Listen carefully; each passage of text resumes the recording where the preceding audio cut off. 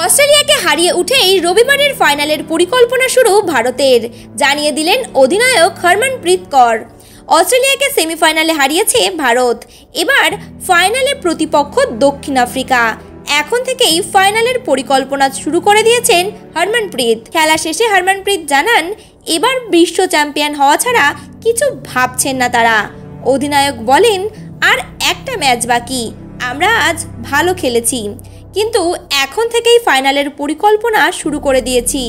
এটা দেখেই বোঝা যাচ্ছে সকলে বিশ্বকাপ জিততে কতটা মরিয়া।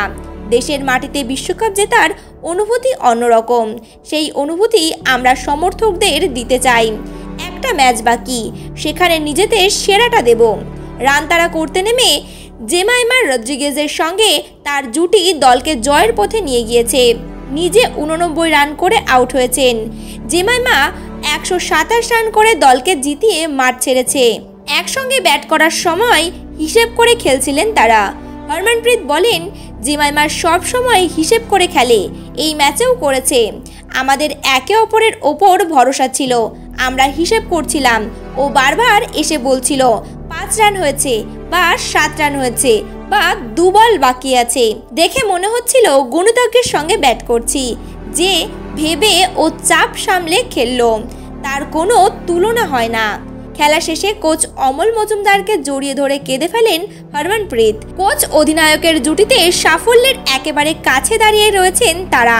কোচের সঙ্গে তার সম্পর্কের কথা জানিয়েছেন অধিনায়ক। হরমনপ্রীত বলেন, আমরা খুব পরিশ্রম করেছি, দলকে এই জায়গায় আনতে খাটতে হয়েছে, তাই ম্যাচ জেতার পর দুজনে মিলে উল্লাস করেছি। এই সাফল্যের কৃতিত্ব সমর্থকদেরও দিয়েছেন হরমনপ্রীত। ভারত অধিনায়ক জানিয়েছেন, মাঝে যখন হারছিলেন তখনও সকলে তাদের পাশে ছিলেন, তাদের উদ্বুদ্ধ করেছিলেন, লড়াইয়ের শক্তি দিচ্ছিলেন। তাই রবিবার বিশ্বকাপ জিতে সমর্থকদের প্রতিদান দিতে চান হরমনপ্রীতেরা। সেমিফাইনালে জিতেই সেটা জানিয়ে দিলেন তিনি।